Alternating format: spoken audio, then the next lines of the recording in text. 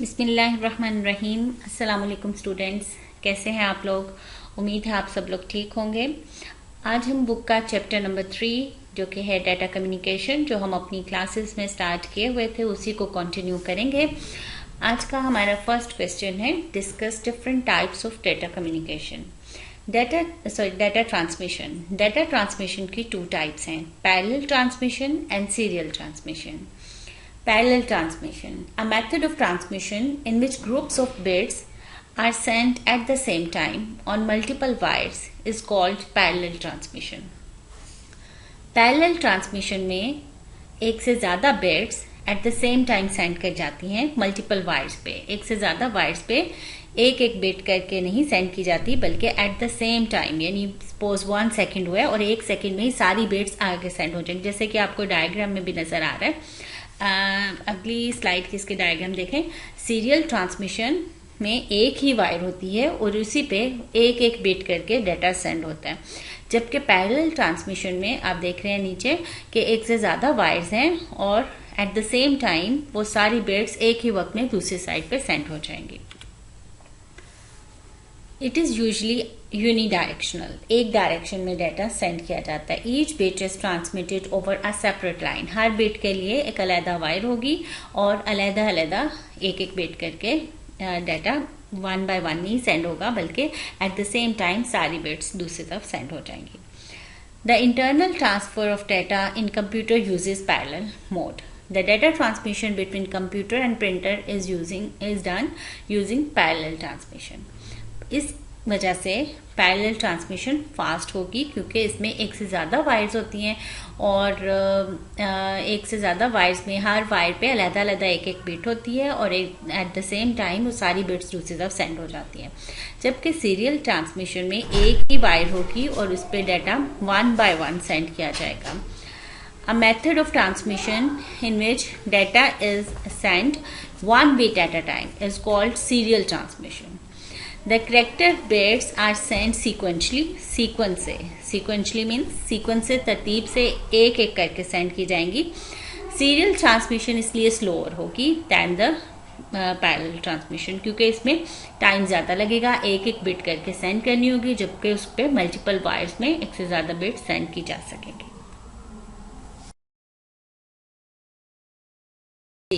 Next question is what is bandwidth. Explain base band and broadband. पहले हम bandwidth को देखते हैं। The amount of data that can be transferred through a communication medium in a unit time is called bandwidth. यानी हम कह सकते हैं किसी भी कम्युनिकेशन मीडियम की जो कैपेसिटी है, जो सलाहियत है कि वो एक टाइम में कितना डाटा लेके जा सकती है, उसको हम बैंडविड्थ कहते हैं। फॉर एग्जाम्पल नेक्स्ट डायग्राम से देखें। जैसे एक पानी का पाइप है, ऊपर वाला आप डायग्राम देख रहे हैं जिसके अंदर पाइप की कैपेसिटी कम है, तो इसका मतलब है कि ये कम डाटा एट द टाइम लेके जा सकता है, तो इसकी बैंडविड्थ कम होगी। जबकि नीचे वाले को देखें, इसमें ज़्यादा पानी एट द टाइम जा सकता है, तो इसकी बैंडविड्थ हाई होगी। तो हम कह सकते हैं किसी भी ट्रांसमिशन मीडियम की कैपेसिटी, सलाहियत, कितना डाटा वो एट अ टाइम एक जगह से दूसरी जगह ट्रांसफर कर सकता है, उसको बैंडविड्थ कहते हैं। The bandwidth of digital signal is measured in bits पर second.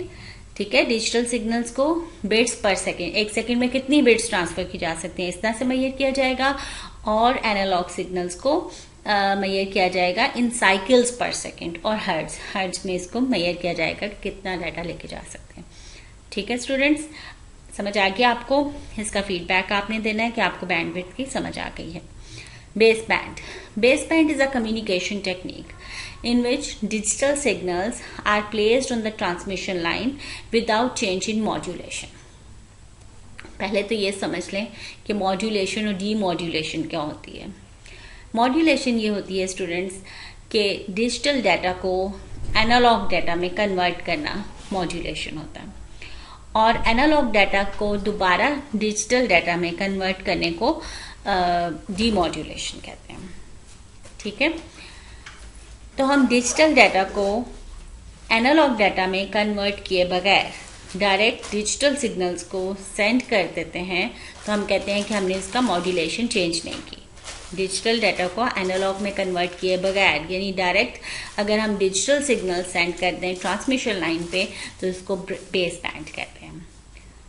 Base band is a communication technique in which digital signals are placed on the transmission line without change in modulation। उनकी modulation change किए बगैर direct digital signal send करने को base band कहा जाएगा। It means that digital signals are directly transmitted over transmission line. It transmits only one signal at a time. Digital signals are commonly called baseband signals। baseband signals की ज़्यादा दूर तक, ज़्यादा distance तक data send नहीं कर सकते। Small distance तक डाटा सेंड करना हो तब हम बेसबैंड यूज़ करते हैं। बेसबैंड की आपको ये डायग्राम बाद में हम एक्सप्लेन करते हैं, पहले हम ब्रॉडबैंड पढ़ लेते हैं। Broadband is a technique to transmit large amount of data such as voice and videos over long distance. अगर हमने एक ही वक्त में सेंड करना हो अपना डाटा, वॉइस भी, पिक्चर्स और अपना वीडियोस लॉन्ग डिस्टेंस तक, तो हम बेस बैंड ब्रॉडबैंड से यूज करेंगे technique. It can send data by modulating each signal on to a different frequency. इसके अंदर हम एक ही मीडियम की जो बैंडविड्थ है उसको मल्टीपल स्ट्रीम्स में चेंज करते हैं और हर स्ट्रीम पे डिफरेंट डाटा के सिग्नल सेंड किए जा सकते हैं डिफरेंट फ्रीक्वेंसी पे। It transmits several streams of data at the same time using frequency domain multiplexing technique। FDM divides the bandwidth of a communication line into smaller frequency bandwidths। एक ही bandwidth को हम smaller bandwidths में change करते हैं और हर bandwidth पे different frequency के signals send किए जा सकते हैं। Each part of communication line can be used for transmitting data separately। Broadband is faster than baseband। आप देखें जो रेलवे ट्रैक है इसके ऊपर सिर्फ ट्रेन चल सकती है, एट ए टाइम एक ही टाइप डाटा सेंड हो सकता है, तो इसको हम बेस बैंड कहेंगे। जबकि दूसरी तरफ दूसरा रोड है, जैसे क्या इसे कह सकते हैं आप, मोटरवे, यहाँ पे eight the same time multiple vehicles can go. ठीक है, ट्रेन नहीं, ट्रक भी जा सकता है, बस भी जा सकती है, गाड़ी भी जा सकती है। तो इस तरह की जो डिफरेंट व्हीकल्स हैं वो eight the same time send हो सकते हैं, इसको हम ब्रॉडबैंड कहेंगे। यानी कि इसके अंदर एक से ज्यादा टाइप के सिग्नल, डिफरेंट टाइप के signals at the same time send हो सकते हैं ब्रॉडबैंड में। जी, next question is what is communication media used in computer network. Communication media क्या होता है? Media is the path, data communication में media is the path through which data can send from one device to another. The path through which data is transmitted from one place to another is called data communication। और path ये दो तरह का हो सकता है, guided media and unguided media।